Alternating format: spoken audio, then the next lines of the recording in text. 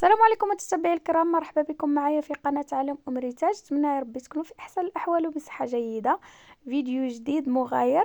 اليوم غنقدم لكم البقولة بطريقة البلدية اللي كتجي رائعة. بسم الله على بركة الله. نبداو الطريقة ديال التحضير. اول حاجة كنجيبو البقولة او الخبيزة اللي كنقيوها مزيان، الحاجة اللي تكون صفراء. من بعد ما نقيوها مزيان ندوزو باش نغسلوها. هي كطلب الغسيل باش كيحيد داك الغيس اللي فيها، مع العلم ان ربي عطانا الشتاء. الحمد لله يا ربي. من بعد ما غسلناها الراس الاول كنرجعو كنسقطروها وكنرجعو كنغسلو الراس الثاني كما كتشوفوا مزيان. كنغسلوها حتى كيحيد داك الغيس مزيان وداك التراب. حنا غسلناها 4 ديال المرات. كتفركوها شويه بين يديكم باش الا كان شي حاجه كتزول دغيا.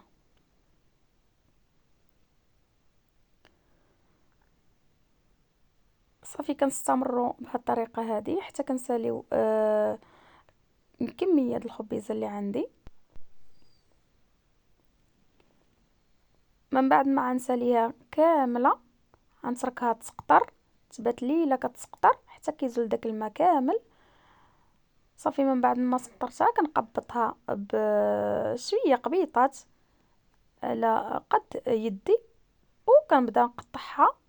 خاص الموس يكون حاد باش كيساعدكم في التقطاع ديالها، ما تجيش غليظه، تجي رقيقه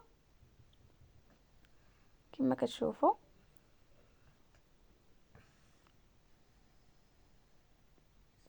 انا كنقطع وكنقبط بالمساعده. صافي من بعد ما نقطعوا داك الخبيزه كامله اللي عندنا كما كتشوفوا. انا استعنت بالاخت ديالي اللي ساعدتني في التقطاع ديالها. صافي من بعد ما نساليو الكميه اللي عندنا كامله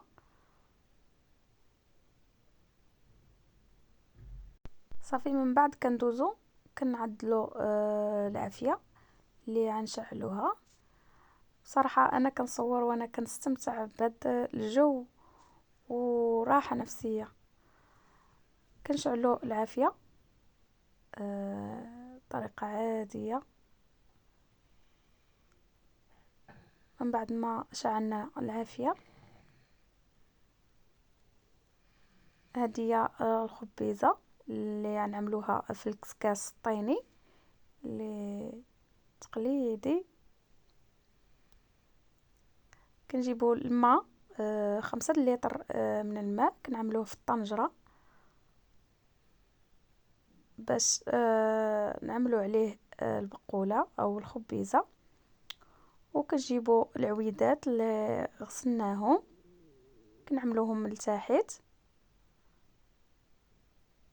باش الخبيزه ما تخنقناش هذاك الثقب ديال الكسكاس ويطلع البخار باش تفور معنا الخبيزه.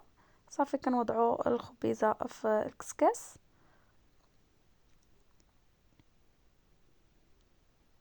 بهذه الطريقه هذه.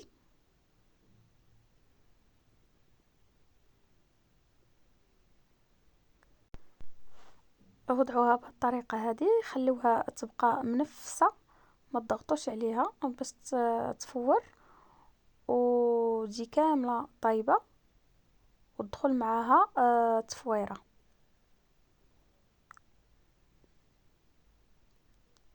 كما كتلاحظوا مرخوفه.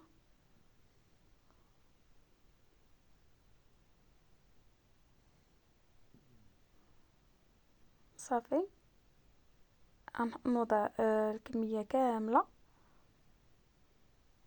بالطريقه هذه، راه ما كتضغطش عليها. صافي كنوضعها في الطنجره كما كتشوفوا. انا بصراحه استمتعت في الطياب ديالها، بعيدا عن روتين المدينه اللي بصراحه ارتحيت. صافي كنجيبوا العجين اللي كنسدوا بها الطنجره مع الكسكاس بهذه الطريقه هذه، باش داك البخار ما يخرجش، وطيب معنا البقوله او الخبيزه. كما كتشوفوا العافيه تبارك الله راها شعلات. صافي كنجيبوا واحد البلاستيكه اللي تكون نقيه، كنغطيو بها باش كنحافظوا على داك البخار ما يخرجش من الجوانب كما كتشوفوا. وكنغطيوها بواحد الطبسيل اللي حتى هو بصراحه طبسيل عريق. صافي من بعد ما طابت، حسينا بها طابت كما كتشوفوا كتلاحظوا. هذا هو الشكل ديالها، كتجي لذيذه وصحيه، فيها منافع كثيره البقوله. صافي من بعد ما طابت كنوضعوها في واحد اناء، وكنبداو كنعصروها اللي فيها بهذه الطريقه هذه.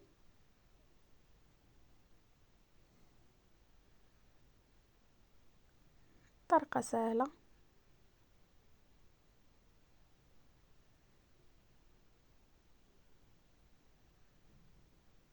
كما كتشوفوا داك الماء اللي خرجنا. صافي من بعد كندوزو كنعملو الشرموله اللي احتاجينا فيها قزبر اللي مازال طري، الثومه والحامض. صافي كنطحنوهم مزيان حتى كيتجانسوا. من بعد كناخذ واحد المقلاة كنعملو فيها الزيت.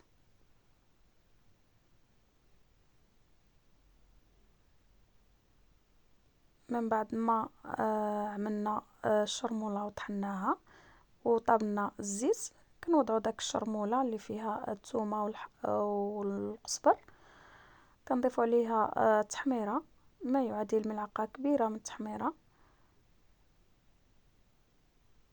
والكمون ملعقه كبيره. انا كنضيف حسب الملعقه هذه صغيره. وكنضيفوا الملحه حسب الذوق، وضيفوا حتى الحار. انا ما عملتش الحار حيتاش مالين الدار ما كيبغيوش الحار. صافي كنشحروا داك الشرموله مزيان، وكنوضعوا البقوله ديالنا في الشرموله. صافي غادي نشحر غير الكميه اللي غتستهلك والكميه اللي تبقات لي، مع العلم انها جات كميه كثيره تبارك الله. كما كتشوفوا نحتفظ بها في المجمد، تبقى معكم ما يطرى لا والو. كما كتشوفوا كنبقى نشحر شويه بشويه بهذه الطريقه هذه.